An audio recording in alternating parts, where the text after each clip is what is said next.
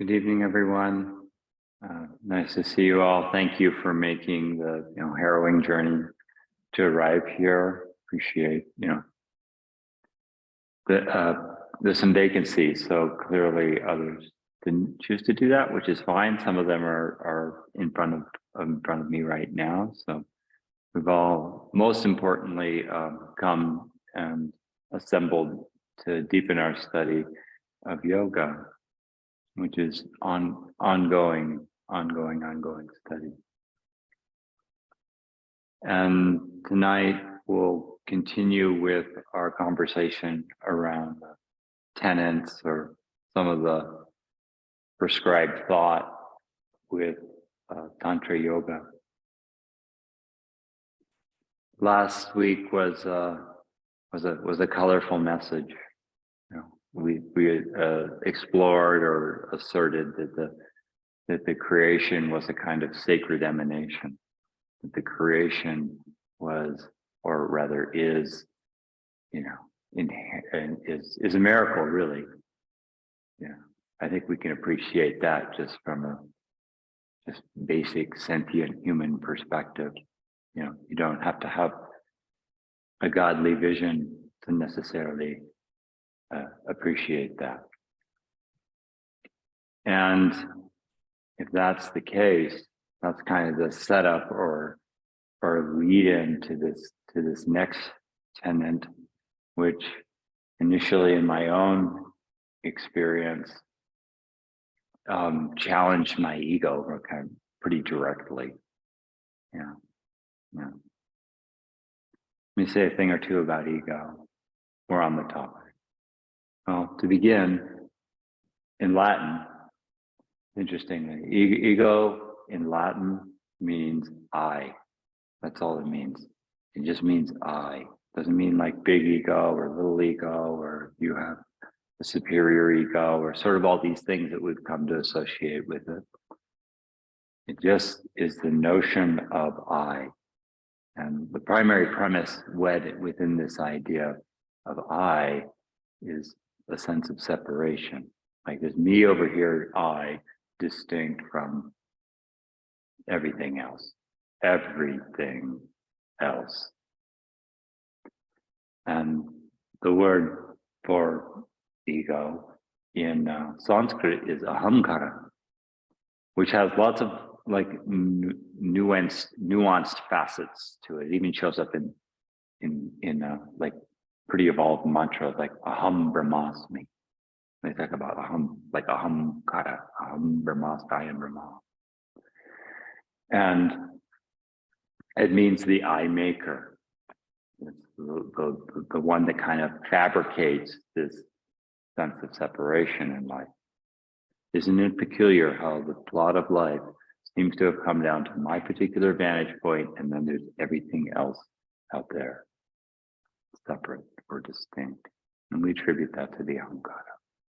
And Babaji said something remarkably profound, and I pondered and gnawed on this one for a few years as well and continue to draw from it at times. He said that the ego experiences itself more in negative emotion. The ego experiences itself more in negative emotion. So when we feel bitter or angry or resentful, the sense of self like shrinks. It becomes more dense, more compact, and agitated all at once, right? I got mad at the dog this morning. I thought I should be above this.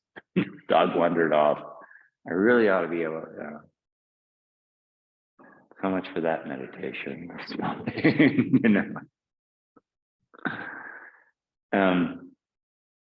Conversely, our sense of self becomes more expansive in light of more loving emotion, like compassion or love or generosity or peace or service. Right?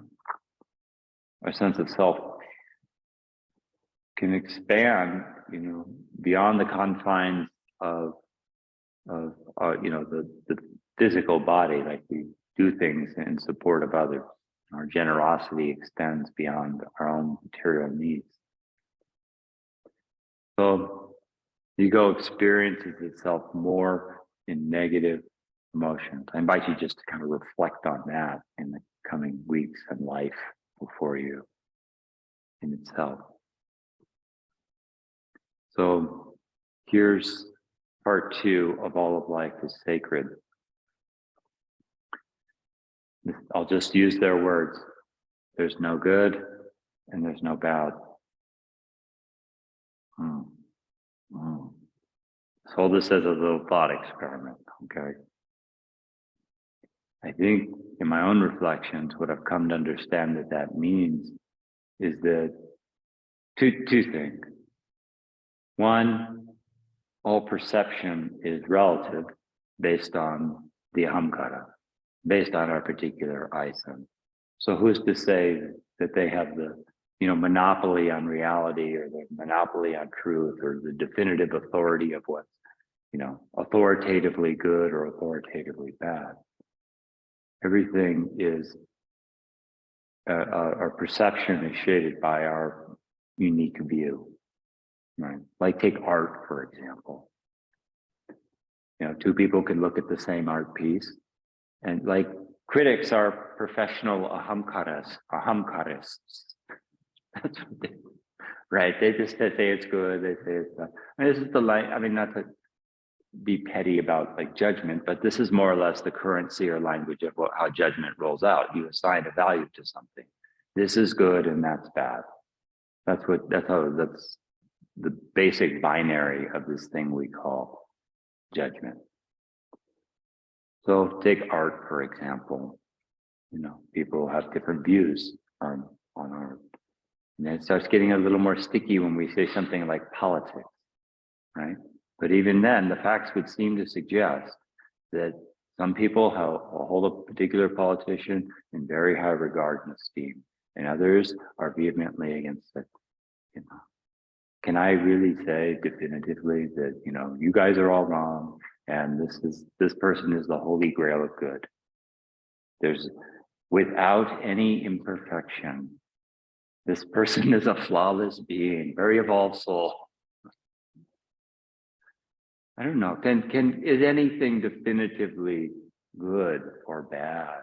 Can we say that? I mean, it has sort of depends on your perspective, or COVID for that matter. For some people, we could categorically say categorize as bad. But if you're in the Zoom business, hello, it's tremendous. This was like the greatest windfall we could ever, I don't want to say hope for, but like capitalize on, right?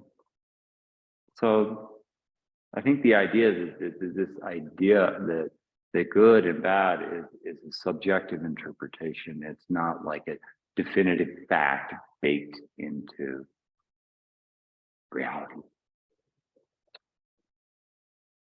The other kind of coupling that I've come to in this, so part 2, is that there's a simultaneous regard for Dharma. And what Dharma means is like virtue or order.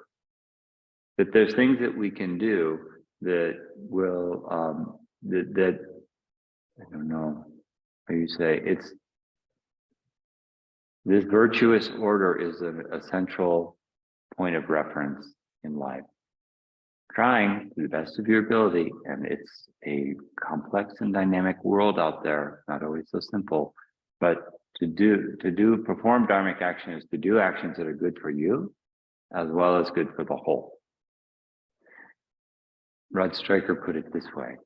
He said, when you glorify Dharma, when you act virtuously, Dharma will glorify you, right? That there's a like intelligent reciprocity to how all this is put together.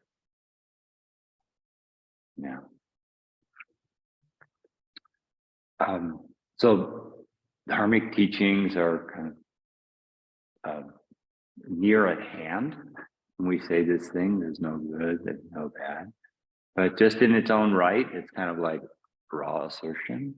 I invite us to, kind of contemplate and reflect on that, and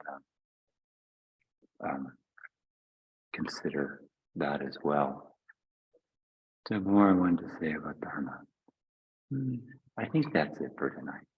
So in our practice, we will exercise some measure of equanimity, some measure of poise, neither hankering and chasing for a particular experience, nor rejecting the unpleasant ones. Just to cultivate equanimity, and we'll end, I don't know, with a special treat in Shavasana. I'll share it at that point. Okay, blessings, friends.